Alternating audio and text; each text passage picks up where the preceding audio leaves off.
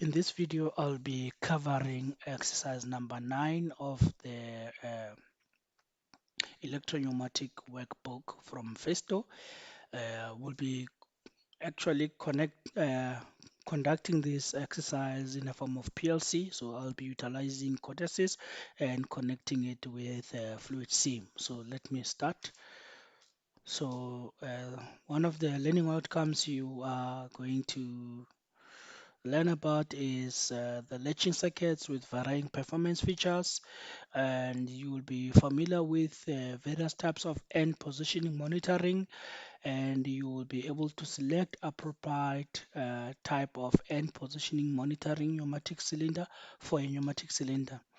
So now the problem reads as bottles need to be diverted in groups of 3 from one conveyor to another by means of a diverter. So as you can see that uh, there's this conveyor belt that bottles are coming from, and then as soon as they reach this section, they need to be diverted. Okay, so after being switched on, meaning the electrical circuit of this system, the system should run continuously.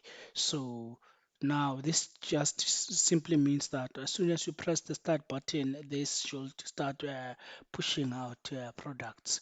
It should not be switched off until a stop signal is generated. So obviously, with latching circuit, you need to start and stop it later once you are done. Right. So uh, on the description of the process, the sequence is started by pressing a push button. I always emphasize that you need to look at uh, the reaction for the action. You understand? So this is the action. You press the start button, and that's how you start the system. And then if 3 bottles are present, the diverting cylinder piston rod is advanced. I don't really understand this statement. However, I found another replacing statement that reads as if advancing can only be started when the piston rod is in the rear end position. So meaning that uh, obviously the cylinder needs to be at its retracted end position before it can extend. So I feel like this statement needs to replace this one because we don't have the mechanism in place that will support this, that if 3 bottles are present, we don't have that mechanism here. And even the type of sensors they are recommending, it's a magnetic sensor that is located on the cylinder. So the statement, I can say it's incorrect. Okay, the bottles are diverted and transported to a second conveyor belt. All right, and the sequence is therefore stopped by pressing a second push button. Okay, and then now here they are just describing the reed switch magnetically actuated proximity sensors. They consist of 2 contact reeds in the glass tube filled with inert gas. When a magnetic force is applied, the force reeds make contact. So this is how actually a a proximity works. And then in the case of reed switch, which function as normally closed contacts, the contact reeds are closed by small magnets. This preloading is overcome by the much more powerful switching solenoid. Okay, so this is our solution for the electropneumatic circuit. Okay, so from 1 and 2, as you can see, we have the latching mechanism. Okay, and then from 3 to 4 to 8, we then have the first cylinder, sorry, the first proximity sensor that confirms our position. So as you can see here, this BG1 is represented well here on the on the cylinder. So it depicts for the rearmost position. So, and then PG2, which is, we use PPRO. So proximity number 2, it's at the extended end position. So you are wrapping around, as I mentioned earlier, you wrap around the sensors around the cylinder, the cylinder body, in fact. Yeah. So now, so this section over here is the one that we're going to depict on the PLC, and also later on we'll add the proximity sensors and the rest. So we're going to follow this concept whereby we start the latching relay, then the latching relay will affect the sensor, then the system will extend, and when once it is extended, this sensor at 5, line number 5, it will be triggered, then the system will retract. And because of this is still on, the sensor will reactivate and the system will run constantly. So let's get on with it. Let's start with it. So now, uh, let's bring this, click on new, place your your compressor, turn this to 190 to 90, yeah, which is your service unit, and then from there take your 5-way valve, solenoid. Remember, you can't say pneumatically controlled, you must say electrically controlled. So it's a double pilot 5-way valve, and it connects like this, and from there you can just put this, and you can just add a ruler. Okay, and then from there you start with your lines. Let's go to your power sources.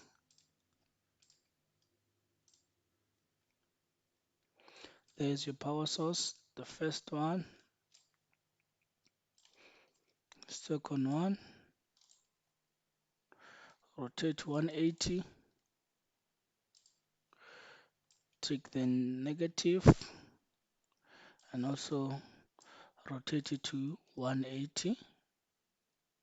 If you click on the green dot there, you will see that you are unable to turn it. You need to click on the other one. So there's a small dot there, and there's a bigger dot there. You must click on the bigger dot, then you'll be able to turn to 180 so that you can be able to connect like this, straight up like that, straight. Okay. So I need this for the proximity sensors. Because proximity sensors are connected differently, so I'll put this somewhere here. All right, now let me get the PLC.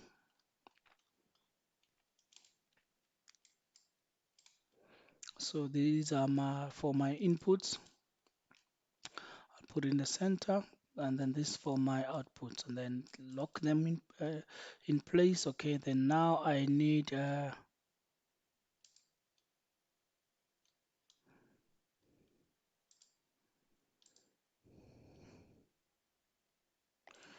my start push button. There's it, and my stop push button, which is normally closed. I prefer the one that has a I prefer this one because it can latch. I prefer the one that can latch, and my reason is simply that I want when I click on the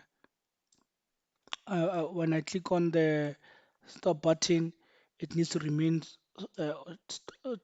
open until I need to close it again. So I prefer it like that. However, even if you have any other stop button like this one, it's not a problem. I prefer the one that can latch or switch. I don't like if it's a push button. I prefer when it's a switch. In fact, as you can see, the tendent switch. So I don't want a push button. Okay. Then now it's time for the proximity sensors. So the approach is slightly different. The controlling it's handled by okay, the controlling is handled by the PLC. So we don't need to include the relays and stuff. That wiring diagram will look significantly different with a relay on board. So we're not going to depict that. Okay. So remember, the proximity sensor is connected on two sides, from the 24 to the negative. Then from there you have this one as your as your sensor input. Okay, then here we go. I like giving them space so that even if I need to add more stuff, I can freely add them, and it makes my circuit looks better. Okay, now I need to get to where's my solenoid? Let's see, solenoids. No,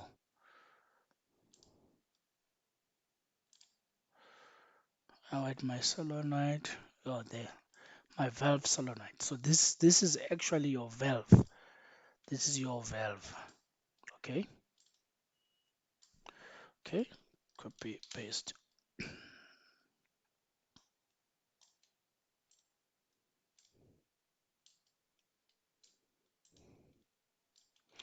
Okay, so this is your PB start, ne?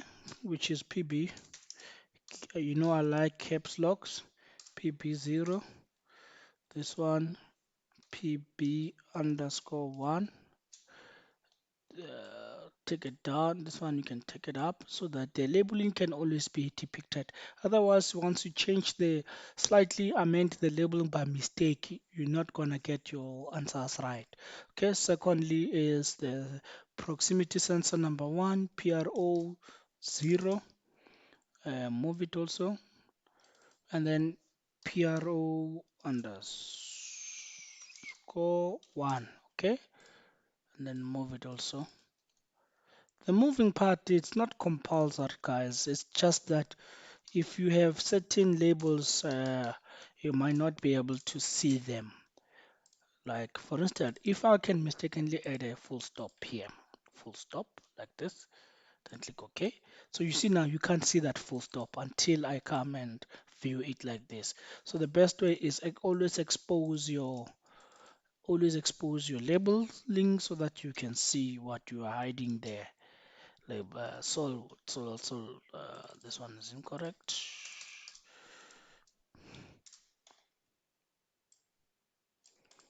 Okay,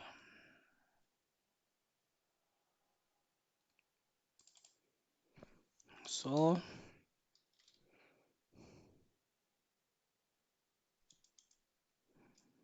underscore 0, even here I must do the same. So underscore 1. So now the question stated that the system it shouldn't be possible for it to extend unless it's at its retracted end position. So this statement here covers that. Ne? The statement here covers that. Then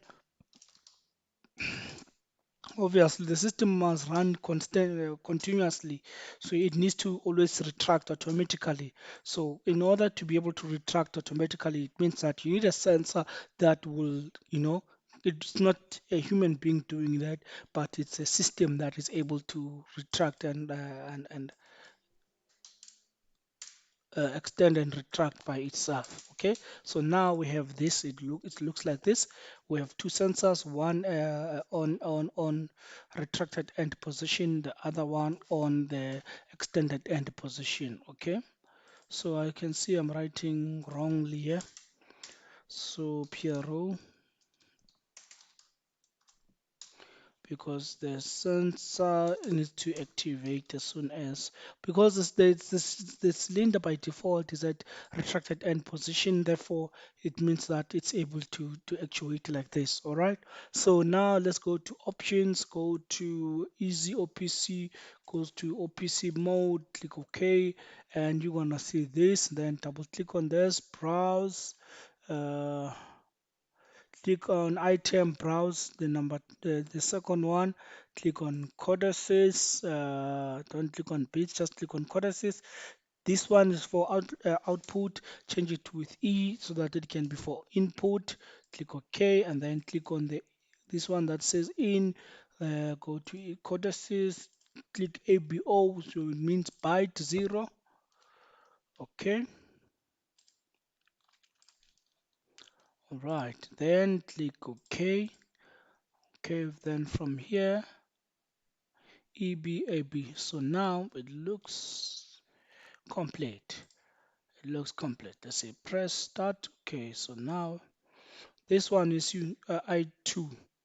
It's active. So our proximity sensor is I2. It's active now. So if you press there, that one it's active also, but this one is not supposed to be active. It's supposed to naturally come as an active. I don't know why I didn't take the normally closed one. I thought I did take this one. I don't know what happened there, but such things they happen. Uh, PP or PP, okay, underscore one, push button one. So it needs to come as like this. So this one also needs to, when you press it, it breaks the signal. Yeah, as you can see. Okay, so now, so I believe we all know how to open Codesys now and do the necessary changes. So I prefer adding some lines when I get here. And then the other thing is first thing first, go to build, not build online, click on simulation. You're just done with this part. Then right click, call the symbol configuration, add symbol configuration, and you know that you're done with symbol configuration. Support OPC features always. Okay, and then your symbol configuration is gonna come. Go to settings, click on enable what is it, enable direct IO access. Okay, before you build, you'll build once we are done. So on this address we have I0 ne, which is our start button 0, at address I percent ix 0.0. So ix 0.0 is represented inside here, so I'm gonna use this one, process simulation and codices. This one is not yet connected. So if you come this side, IBO, the addresses here on this thing, they are your, for instance, IX 0.0 is this one, EB0. I'm sure some people might be used to that. So this IX 0.0 is this, and then you can put up to 7 of these, 0, 1, 2, 3, 4 until 7, as you can see. So we are using this byte here. If we wanted to use this byte, our number was going to change to IX 1.0. So this is byte 1, byte 2. As we change, then they also change. Okay.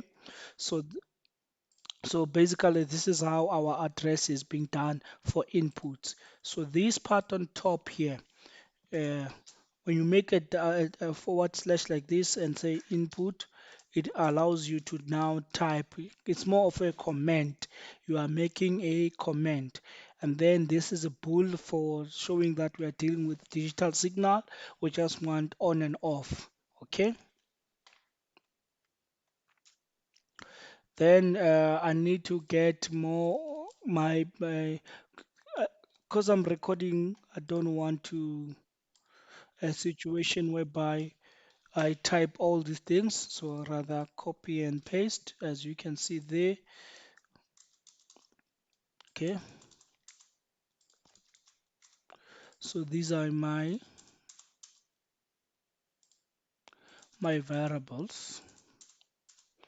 Okay, so we have emergency stop button, we have proximity sensor 1, proximity sensor 2. So this is how ideally you'll be working from now on going forward. So now let's start with the uh, this code, the code for this circuit here, the one and two. So I'm going to write a code, and instead of using the relay here, I'll use memory, because our PLC recognizes memory coils. So I'm going to use memory coil. So I'm going to create this, and all it will do is it will just create a start for us, so that once we are mixing up with sensors, we are able to have something that is running. All right. So I'm going to have it like this. It's I0, which is our push button start, and then we have our push button stop, I1, and we have our coil as Q0, and then we make no, not coil, M0, memory latch, memory coil. Then we add it like this, and then it's gonna come there. Okay, and then come here, M0. So now I0, which is our start button, and then this one, which is our emergency stop button, we leave them similarly opened, because if this one is open, but on the electrical circuit is closed, then it's sending a signal here. So if we keep it closed here, then it will open when the electrical signal comes in. So we must leave it as open so that it can see itself as closed. So then that's why it becomes blue once it's activated. And then this coil is just going to be utilized to start the process. This coil is for starting our process. So although now, in order to run our process, we need this. And this M0 is just a fictional coil. It is not physical. You can use it as a function for PLC in order to achieve certain goals. Now we're going to put our solenoid 0 after this line of code. So now we're going to do this. So we need the sensor, which is I2.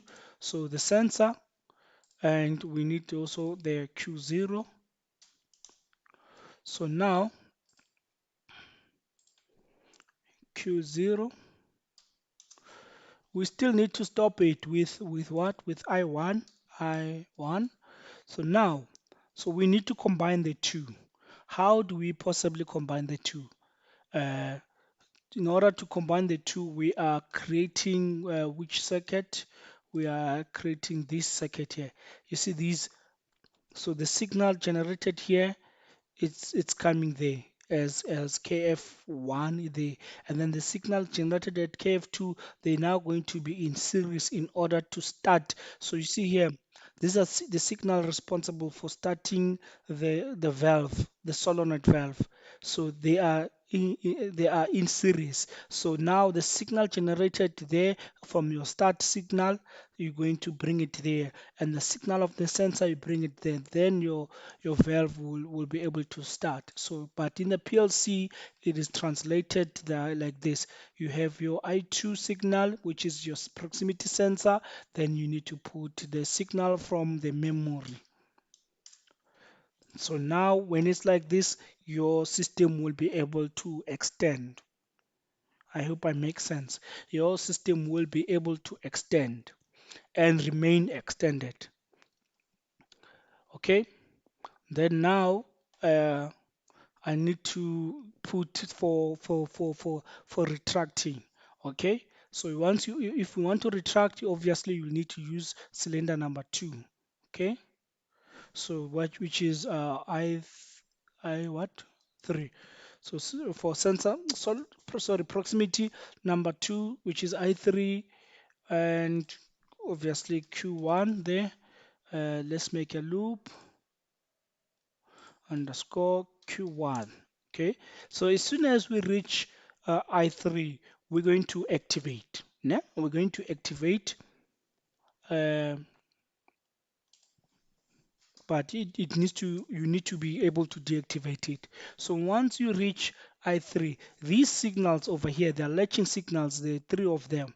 Therefore, they need to be stopped. So once you extend, this signal will be on and nothing will stop it, in fact.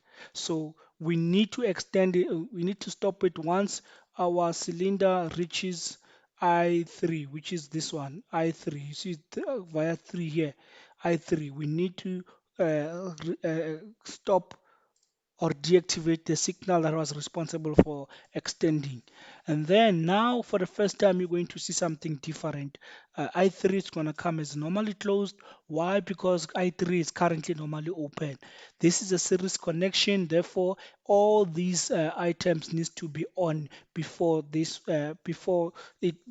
coil can be activated. Therefore, I3 is currently off. As you can see here, I3 is currently off. So therefore, we needed to, in order for us to turn on this coil, it needs to come as a normally closed here.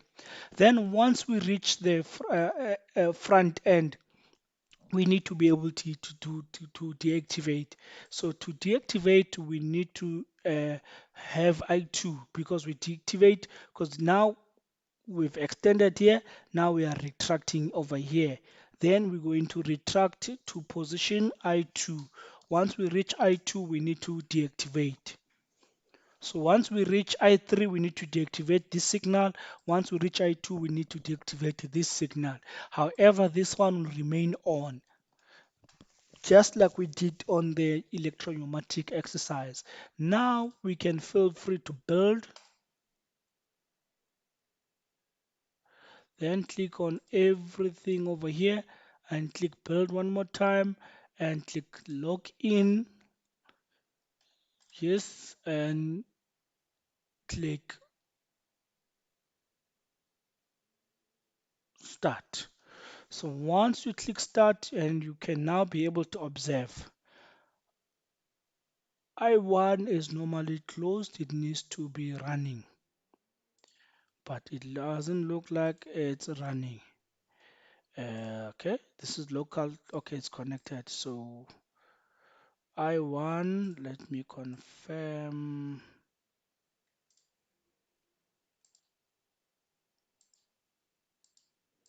All right, I1 is on. So let me put this on the side. Now I1 is on, as you can see. I2 is on, as you can see. And then I1 again. I1 it must always remain on. And then I3, it appears on because of it's a normally closed here.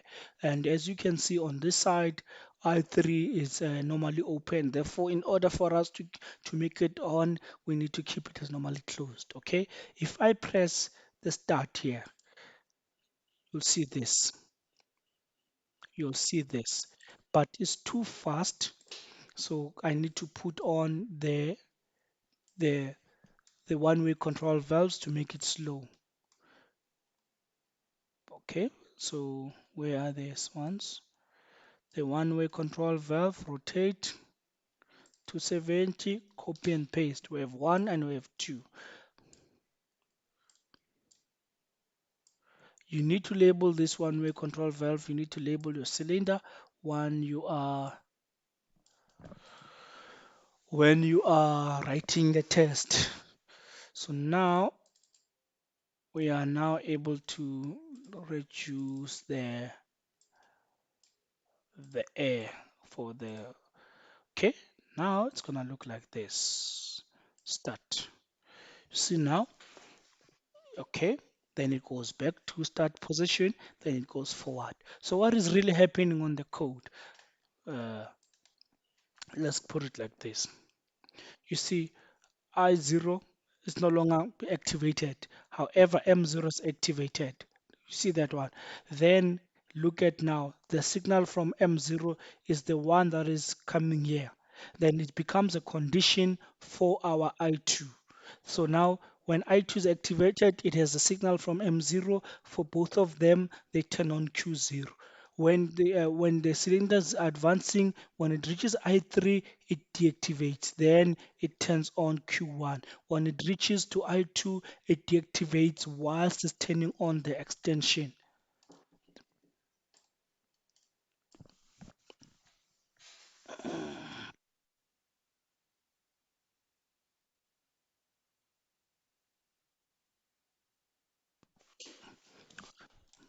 apologies for that. I was disturbed a little bit. So now, so now this is how it will look like back to back.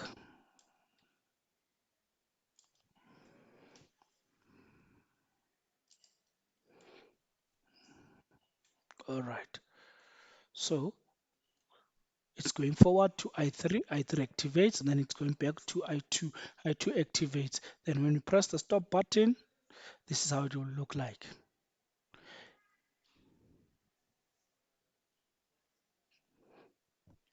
Although it's not retracting, so let's allow it to retract. It shouldn't come back, as you can see there.